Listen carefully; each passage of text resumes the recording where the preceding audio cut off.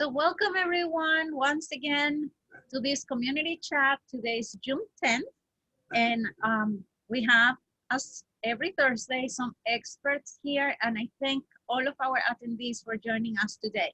The topic of the day is risk of cancer screenings during COVID. So what we know is that because of COVID, a lot of people are afraid of going to the hospital and, visiting doctors' offices. You don't know, especially in a hospital, if you're going to be around people who have COVID. And for that reason, a lot of people have postponed their checkups, their cancer screenings, their treatments. And that's really causing a problem because a lot of people are getting sick and they don't know. And, sometimes we are scared of one thing and then we get another. And I already see Dr. Chuck thinking, maybe, because I see you laughing about it. So, without further ado, maybe Dr. Chuck, you would like to say something. Let me just introduce Dr. Chuck. Dr. Chuck is the Chief of Infectious Diseases here at Montefiore Nyan Hospital. So if anyone here knows about COVID, that will be him. So I'm delighted to have you with us today. Dr. Chuck, what do you have in mind? I want to know what you're thinking. Just please unmute. Thank you. Sorry about that. Yes, thank you very much for the opportunity again. It's always a pleasure and an honor attending these webinars. There's always a significant amount that I get to learn from these webinars. So I'm very thankful to you, Sandra, for organizing these on a regular basis. So yes, we've come a long way. I was just reading somewhere, yesterday was 500th day since COVID started in the US. It was our 500 day anniversary, if you will. So yes, we've come a long way. We've learned a lot. Obviously there were a tremendous amount of heartbreaks in the process, but at the same time, we've come a long way. We know how to deal with it a little bit better. We're very excited about this vaccine. And the numbers have come down quite significantly after the vaccine was implemented. We're very fortunate. Our numbers have really dwindled down. In Montefiore at Nyack, I believe we only have 3 patients as we speak at this time in-house. And fortunately, most of them are mildly symptomatic. As you know, at the peak, we were having near 200 patients who are in the hospital with COVID. So now we're down to only 3, which is a significant improvement. So yeah, we've come a long way. Look forward to, continue to have better days ahead of us, and look forward to this webinar.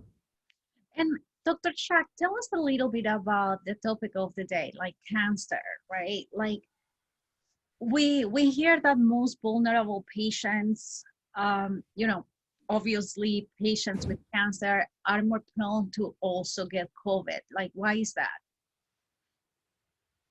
Sure. So in essence, typically patients with cancers will have a depressed immune system as well.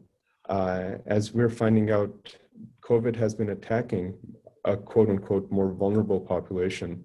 So cancer patients, since their immune systems are depressed, they're more vulnerable in catching COVID. So that's precisely one of the main reasons that, that population was one of the first in lines to receive the vaccine. We've encouraged them to get the vaccines, and fortunately, they're doing fairly well once they've received the vaccine. So that goes along with the effectiveness of the vaccine as it was studied. And when the studies were conducted on the vaccine as well, they were conducted primarily on the immunocompromised patients as well as immunocompetent patients, people with weakened immune system as well as people with a strong immune system, quote unquote. And we're seeing the effects of it now. And that's why we don't really see many patients with cancer who are coming with COVID, primarily because of that reason. Mm-hmm. And why is it important for people with cancer to have uninterrupted, let's say, services or care? So again, depending on what type of cancer a patient has, sometimes they can be very aggressive. So if you wait for treatment, there's a strong possibility of the cancer spreading to other parts of the body, metastasizing, so-called metastasis of the cancer. So that's why it's extremely necessary to attack the cancer as aggressively as possible. Mhm. And talking about COVID a little bit, how is it today? Now that I heard recently that 51% of the population in the United States is being vaccinated, and I was like, yay! At least it's a little bit more than half. So, what's the risk now to contract COVID? So it's a great question. We're finding out as time progresses, but the numbers have really dwindled down to New York and New Jersey. We're seeing less than, basically in double digits, people being hospitalized. Before the vaccine, our numbers were that much in each hospital. Now in the whole state of New York, our numbers are down to double digits of people who are being admitted. So it's a huge, huge accomplishment as far as that's concerned. I'm sorry, I think there was a second part to your question as well. Oh, just that. What was the risk? Nowadays it has changed now that most people have been vaccinated. Oh, right. So you had said 51% of the population. Right. So as we speak, there's about 50% of the population that has received at least one dose of the vaccine. In New York State, I think the number is close to 70%. In fact, that's what they're expecting this week. We'll hit the 70% mark. And that's the time when they were able to open up more businesses, because we think the vaccine will be very effective once it reaches the so-called herd immunity, which is 70 to 80% of the population. So once we accomplish that, the virus, so again, as we know, the virus can only replicate effectively in human beings. So if the human beings are vaccinated, we're shielding ourselves against that virus. Once we have shielded ourselves with that virus, it cannot really replicate. And that's why we see lower and lower and lower levels of virus in the environment. So because of that reason, this virus is losing the battle, if you will. And that's what we typically see with all the other vaccines as well, including the COVID-19 vaccine. Mm-hmm. And how effective do you think the COVID vaccine has been so far? You already mentioned, we're seeing less cases, a lot of people are being vaccinated. If we could talk to some people who are not vaccinated, what would you tell them?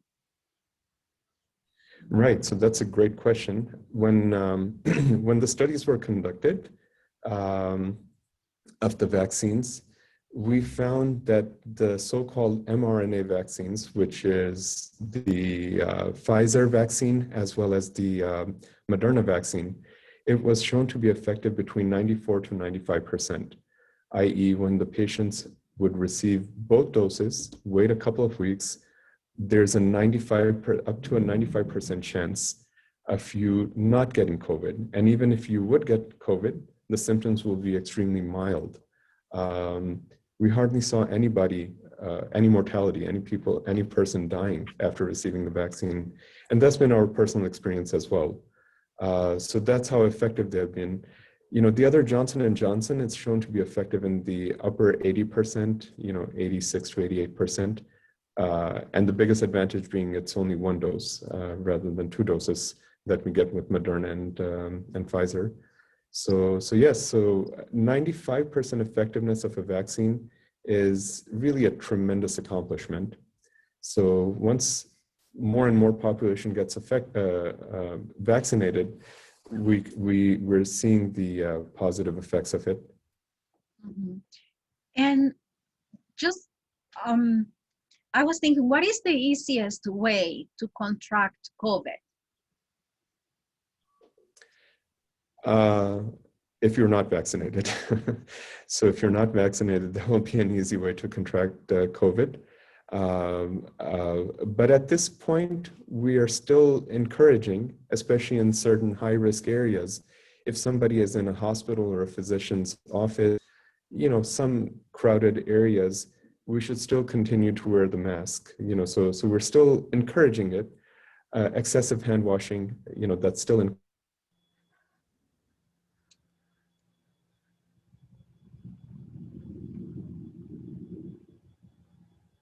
Dr. Chak, I think we lost you.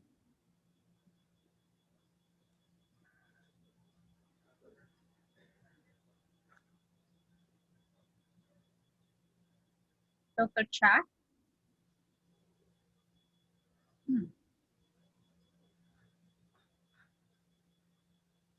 Okay. Can you hear me now, or? Yes, I cannot see. Okay, now it's good. Yes. Okay. I'm sorry about that. You were talking about So, yeah. washing hands. Right. So washing hands, I believe one of the next panelists will be talking about that in a little bit more detail. And we've taken many measures in the hospital, not just here, many other, pretty much universally, we're taking those precautions to prevent the spread of this virus as well. But for the time being, again, the biggest encouragement will be to please receive your vaccine. If you're in a hospital setup or in a physician's office, for the time being, we're still requesting to put a mask on for the time being. Mm-hmm. So now that you started to talk about, what's required in the hospital, I have some questions for Tom as well. So Thomas Matisse, he is the Director of Environmental Services here in Nyan Hospital, and he has a lot of experience, especially, with infectious diseases and how to keep hospitals clean. So welcome, Tom. I'm so glad that you're joining us. Thank you, Sandra. So what measures, because, there are some policy that attaches to, visitors and staff and all of that, but also what other measures is the hospital taking to make sure that we reduce the spread of COVID? Yeah, that's a good question, Sandra. There are several measures that are taken. Among them is our basic measures that engineering department maintains all the facilities with the environmental controls to meet all the indoor air quality standards. Subsequent to the COVID outbreak, we've also installed virus killer units. These are wall-mounted units that neutralize airborne pathogens and viruses through a combination of filtration and UV light. Those you'll see throughout the hospital. We also have UV light boxes, and they're mostly for staff to use for personal items like their phones, pens, keys. We can also put small medical devices such as stethoscopes in them, and it disinfects whatever you put in under the UV light within 60 seconds. We've also have, of course, acrylic sneeze guard shields in our registration and reception areas. We have distancing markers on floors, distancing of our seating. We have temperature checks at our building entrances. And of course, mask mandates are inside the hospital. Mm-hmm. Tell us a little bit more about these UV lights. Like you said, they are only for staff, or will be also like in patient rooms or public areas in the hospital? They are not in public areas because they actually look a lot like a microwave. And we're a little bit afraid that people may put something in it thinking it's a microwave, and we can't put liquids in these machines. So they are in areas that are secured and isolated, but certainly the public is welcome to use them, but a staff member would have to, control the usage of the unit. Mm-hmm. But they are effective. Like anything that is disinfected, it needs to be cleaned prior to disinfection. So that's also something that we've done with training with our staff, so that they understand you can't just put it in under the UV light and expect it to disinfect to the level that we're looking for. So it has to be cleaned prior to disinfection. Mhm. And let me ask you, Tom, and I feel that a lot of people here who is in attendance, they might feel the same way. Like if I have to go to the hospital, hopefully not. But let's say I break a leg, right? And I have to go to the hospital and I have to have surgery. And let's start there. I have to have surgery. Like, what if someone came right before me who had COVID and now I'm going into that surgery room? Like, how do you clean that surgery room so that I am sure that I'm not going to contract COVID in that space? Sure, that's also a great question. We clean all of our areas very similar. Certainly in our intensive care units and our surgical units, there's extra precautions that we take and extra steps that we take. However, what we employ is what's called a two-step process, and that's recommended by the CDC, the Centers for Disease Control. And that requires us to clean every surface prior to doing a disinfection step, which is our second step. The first step is simply cleaning, and that's to remove any visible soil and to also reduce the bioburden. What you can't really see, bioburden is essentially microorganisms that cluster together and they can attract and hold pathogens. So we have to remove that bioburden first. Our second step is to disinfect that surface. Those are all EPA, Environmental Protection Agency, hospital grade chemicals that we use. We are highly regulated, of course, in healthcare. So we use the chemicals that we're allowed to use that are effective, that have the efficacy against all the pathogens that we are trying to mitigate in our environment. We do this primarily on all of our high touch surfaces as well as all of our vertical and horizontal surfaces in every area.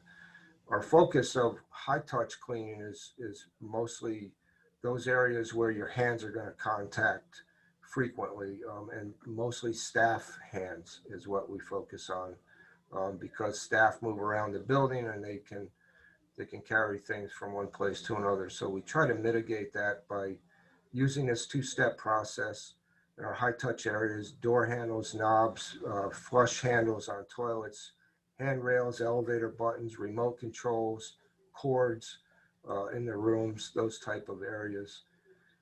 At our hospital, we have also elected to add a third step above and beyond the recommended two-step. And this was in place prior to COVID, and then we've stepped it up even more post-COVID. Once the pandemic came, we decided to employ this throughout the facility. So we have what's called an electrostatic sprayer, and that applies a disinfectant after we do our two-step process.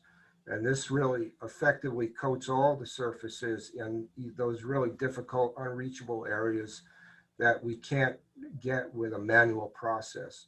It applies the disinfectant solution and mitigates that opportunistic pathogen from all the surfaces. Wow, that sounds complicated to say the least. It sounds like it's really, how long does that whole process take? So I get out of the surgical room and you guys come in and start cleaning. How long does it take until the room is completely clean again? There's a lot of variables, of course, dependent upon what type of case it may have been. But it can range anywhere from 30 to 60 minutes in general to do Wow. that process. Yeah, wow. What about patient rooms? You say that everything is cleaned kind of similarly, but is there any difference with patient rooms? There is. In the patient rooms, of course, we have a daily routine cleaning, which we employ the two-step process. And our third step, the electrostatic disinfection, is used on discharge rooms. So as soon as the patient is discharged, the room is vacant. We employ the two-step process and then follow it with that third step as well. And again, dependent upon length of stay, acuity, those type of factors, it may take over 60 minutes to effectively clean and disinfect the patient room and have it ready for the next admission. Mhm. Now let's talk a little bit more specific about cancer. So let's say that I have to go for a mammogram, and of course I'm a woman, so I only have like women examples, mammogram, pap smears, things like that. The Yeah. equipment that we used for the different screenings, how is that cleaned? That's cleaned after every treatment. In some areas of the hospital, our environmental services team manages that. And in other areas, it's managed by the department itself. It depends upon the activity level and the staffing assignments in those areas on a given day. Mhm. Okay. And are these chemicals, because you were talking about some chemicals that you guys use to do the cleanup and all of that, are those chemicals safe for us? How do you choose those? Yeah, we actually choose them by talking to Sue.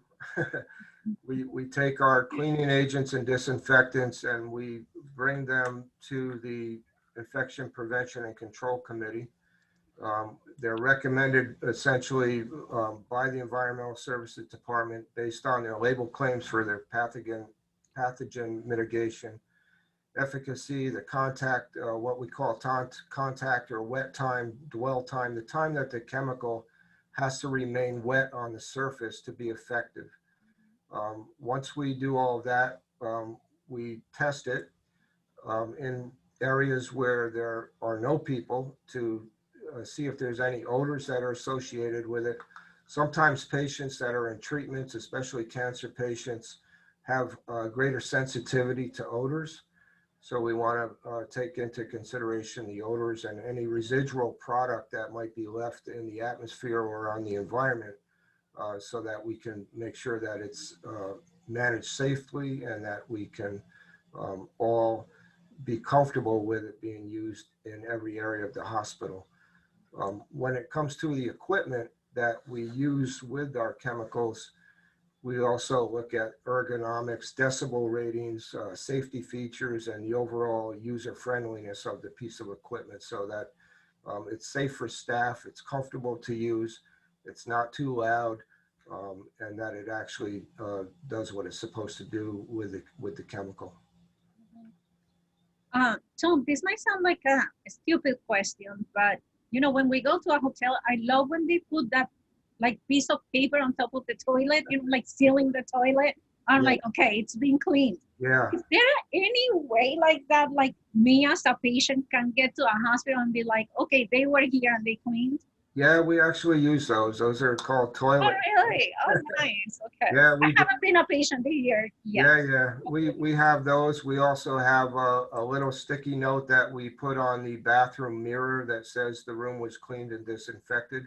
We do that for our staff as well. We use those in our conference rooms so that people know when they come in to have a meeting that the room has been cleaned and disinfected after the prior use.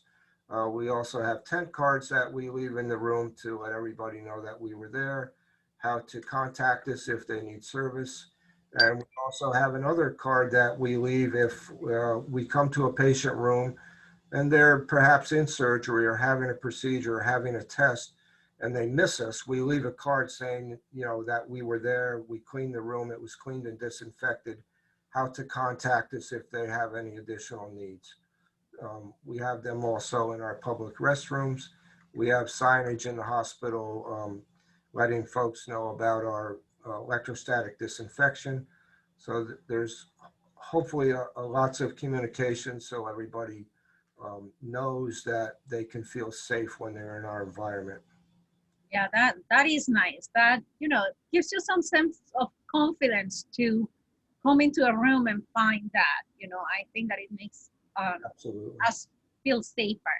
I Sure. think it's time to introduce Sue Stone. Sue Stone is the Director of Infection Prevention and Control. So, of course, as Tom said, she is a brain for all of these things that are happening here and how we can prevent infections and especially COVID in the hospital. So welcome, Sue. I know you were joining late.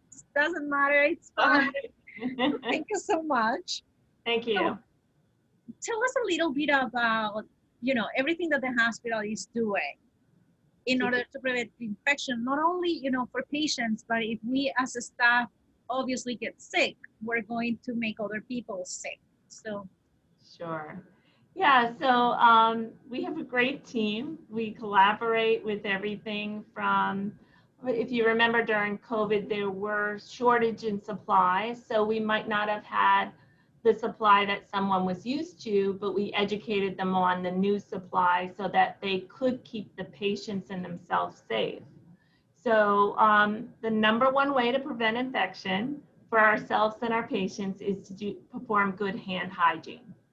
And we have Purell, which is alcohol-based sanitizer, hand sanitizer, at every entrance of a patient area, as well as in their room and in common areas as well.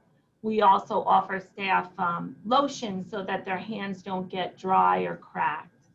So we encourage staff to wash their hands. We encourage our patients to wash their hands, and they are actually given a hand wipes in their welcome packet so that they can use it before they eat or after going to the bathroom, which is a great, not perk, but it's a nice part of the welcome package, because if you're in the bed, you're not able to get to the sink to wash your hands. So it's another way of ensuring that our patients are provided a safe environment with their own hand hygiene. So, and as Tom said, we have many germicidal wipes to help wipe equipment down between patient use.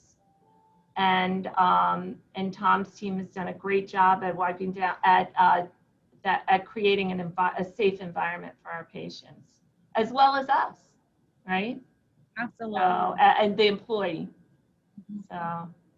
Now, so the rules or regulations around face masks and all of this is starting to relax a little, which makes me a little bit uncomfortable as well, because I don't know who's been vaccinated or who isn't, and I don't trust everyone. So, well, how is it in the hospital? Like, are the rules and regulations also relaxing, or is it? No, not at this moment. Our rules are for staff members to continue to wear a mask. They have a choice of wearing an N95 mask or a surgical mask based on the interaction with the patient. Mhm. Patients are also encouraged to wear a mask throughout their stay, but some are not feeling well enough. So if they're in their own space, they can take that mask off. And all visitors are required to wear a mask. They are not permitted, there is no negotiation in that. So in order to keep our patients safe, as well as our staff and our visitors, we continue to have universal mask use. Mm-hmm. Okay. And that's not, I don't believe that's going to relax. And I don't know, after the next flu season, Dr. Chalk, what do you think? Yes, I don't think it's going to relax. And it's probably better, Yeah. at least for a couple of more weeks until we, until we see our numbers extremely down. They're much better, but yes, let's wait and see what happens.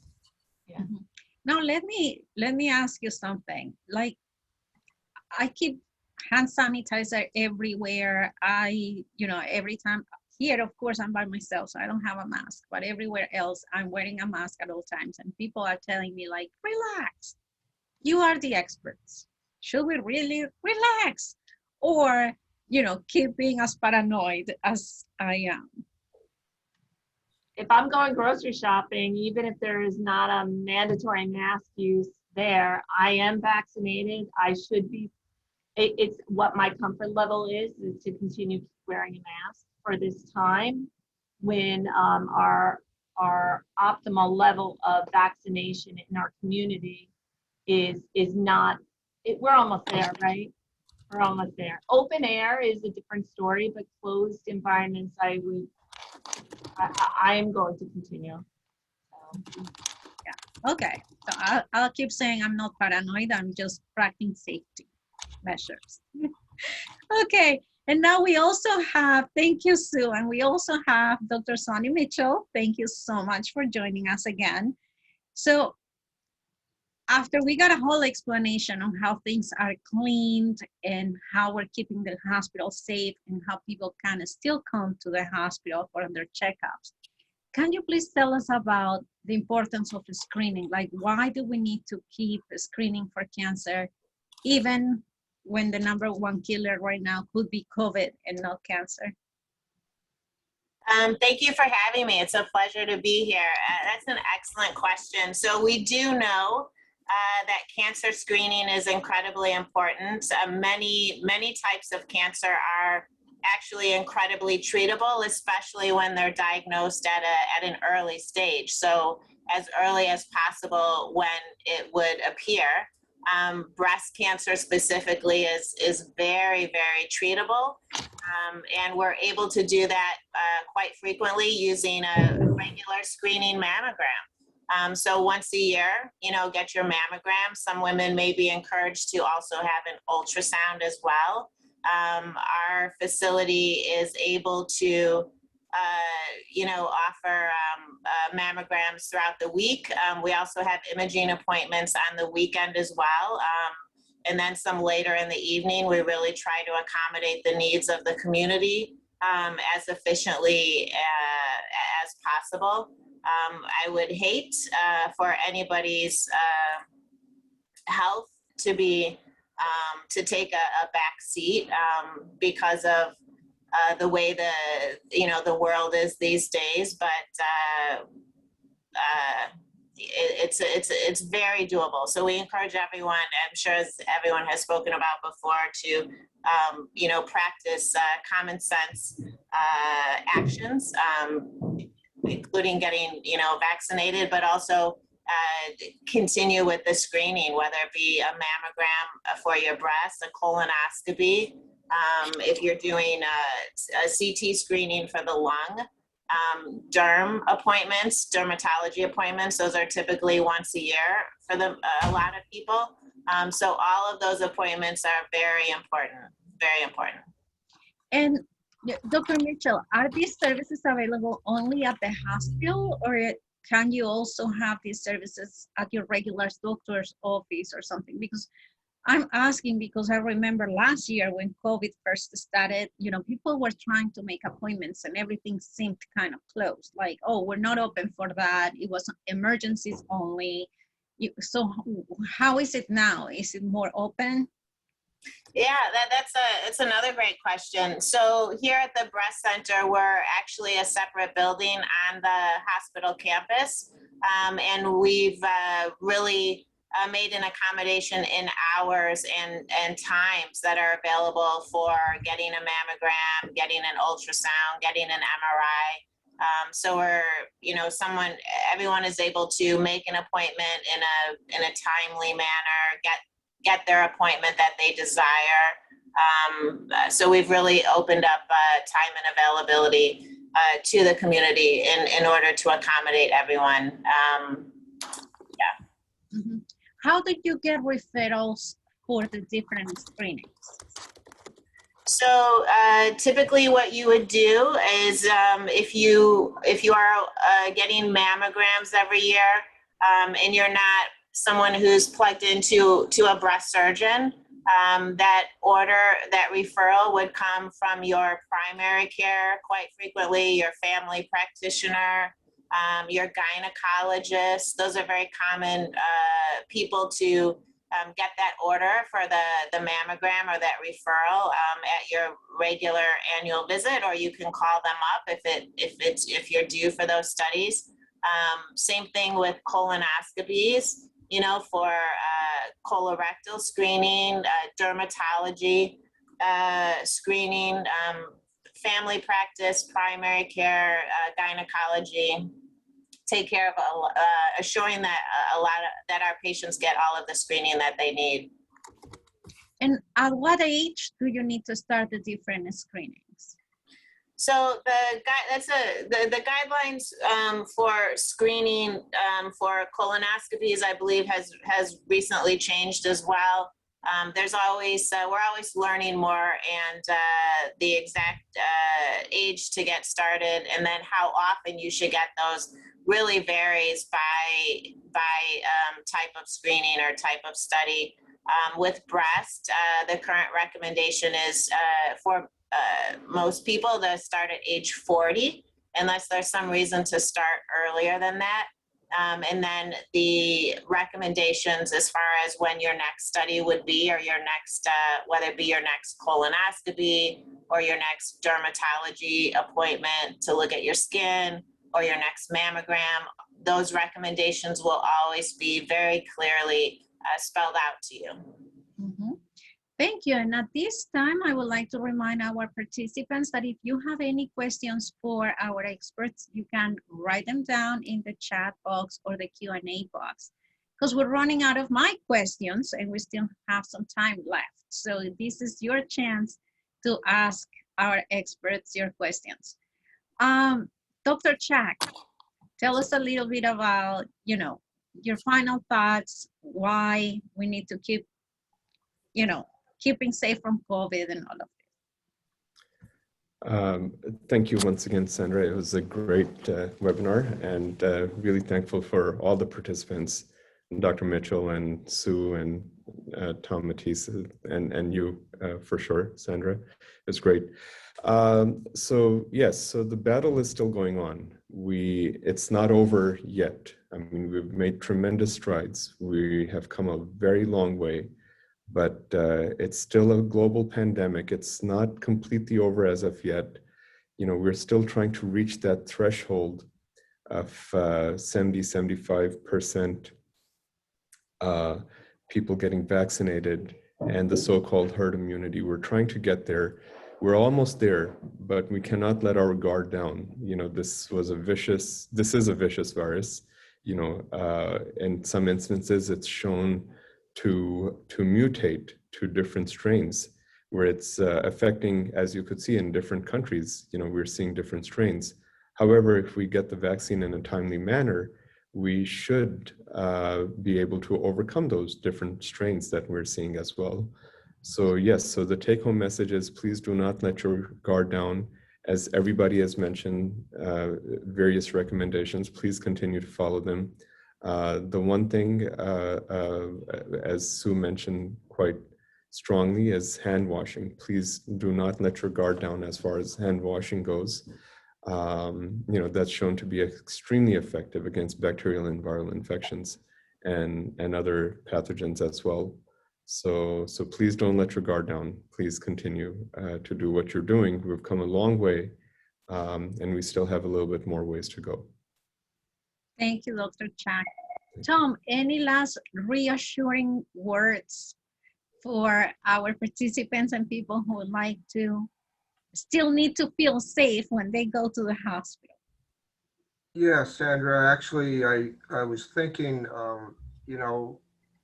people may wonder how they can be sure that, and we already talked about some of the communication that we use, the signage that we use to indicate that we've cleaned it, but how do they really know that it's properly cleaned and disinfected? And I just want to assure everybody that we take a number of steps in that regard. We, first of all, and probably most importantly to me, is we spend a lot of time with our staff training them, and they are actually certified environmental services, healthcare technicians.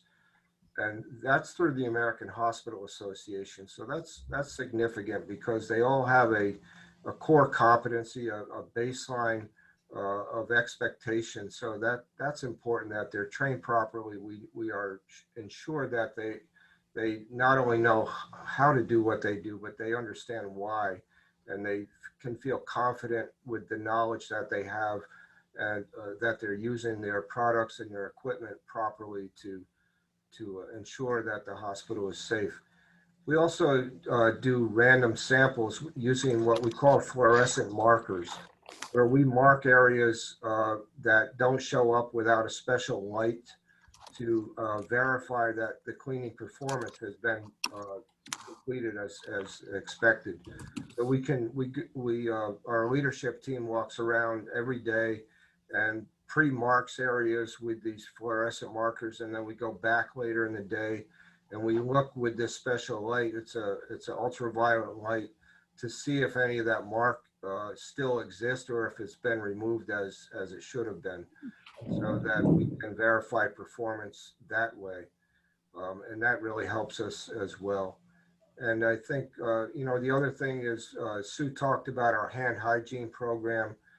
We've accelerated that, and we do have routine calibration of those machines, of our hand hygiene products. Our dispensers are all calibrated to make sure that the accurate amount of product is being dispensed. So we take a number of things into consideration to make sure that we follow through and verify all of our processes. Thank you, Tom. You're welcome. Sue, I have a last question for you. And I know that hand hygiene is very important. And I think that no matter how many times you've seen these, you always forget how to do a good hand hygiene. So I think that you know where I'm going. So no, you don't. Okay, so could you please demo and tell us how, sure. how More to than do happy a to. proper, I know you'll be happy. So But you I get a think, I've seen it dozens of times and we still forget all the time what good hand hygiene needs to look like. Yeah, it's interesting. For the last 23 years in infection control, I've been educating on hand hygiene, and I think it's something we all learn. Everything we learned in kindergarten, right? But it's good to take time and evaluate how well you're washing your hands or using hand sanitizer. So thank you for the opportunity to demonstrate. So you get a good amount of Purell. You place your hands together to distribute it. Then you go to the back of your hands, in between your fingers, or to the other back of your hands. We never really focus on in between the fingers, do we? Or the tips. So you do the tips of your hand. And then what about those thumbs? Think about how you've seen people wash their hands. It's like that, right? Mm-hmm. But where is in between the fingers or the thumbs? So thank you for, how long did that take? 15 to 20 seconds, not long at all. And you rub, if you have Purell, you rub it until it's dry, so that, because we know moisture attracts pathogens, bacteria or viruses. So you could do the same motions if you're washing your hand. I think when you're physically washing with soap and water, you wet your hands first, because the soap can be very drying. And I don't believe many people know that. So you have to get a good lather, and you do the same motions again. That really helps with covering all the surfaces and keeping you safe for the next patient or yourself eating. It's safe for eating now. I'm good. Okay. So I thank you. I didn't know what you were going to ask me, but I appreciate the opportunity. And let me ask you something, Sue. I've seen people just going with the Purell a little bit like that, and then is that gonna be doing the same, or do I really need to? You need to rub it till it's dry. Mhm. And also, if you're doing that, you might be catching pathogens in the air, right? You're not really, if you rub until you're dry, it's really going to cover all the surfaces and get rid of the pathogens that are there. You know what would be a good idea? To put What? signs, like the signs on how to do that next to each Purell dispenser in the hospital, because I have one that is right outside my office. So if I have the door open, I see all people go like, Yeah. I'm like, is that right? So thank you for No, that. think about it. You have to rub with the Purell to make it work. So thank you. Okay. Great suggestion. Okay, Dr. Mitchell, any last encouraging words for all of us out there who need to do appointments for screenings? I would just encourage everybody to, if you've lagged a little bit and have missed a screening appointment, just go ahead and make that phone call today or tomorrow and get yourself back on schedule. Don't kick yourself about it. Don't feel bad about it. It's been a challenging year. So just take the opportunity today, tomorrow, and make those appointments that you need to make. We've got an excellent team of excellent medical team to address, all of these needs, and yeah. And get your vaccine if you haven't gotten it as of yet as well, so we can get back up or get up to that number that we need to reach a little bit faster. And I just wanted to take this time to thank all of these panelists.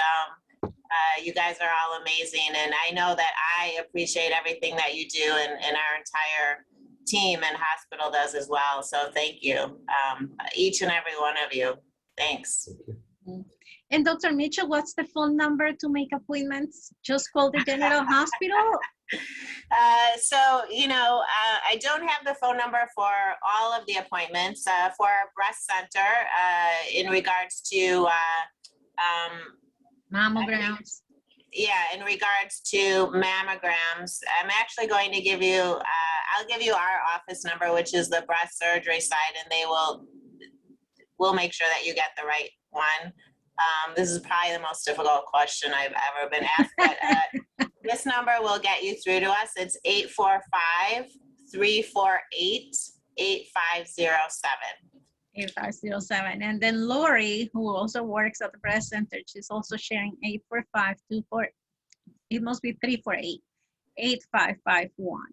So that is perfect. That is the number to call to schedule your breast imaging, your mammogram. Thank you, Lori.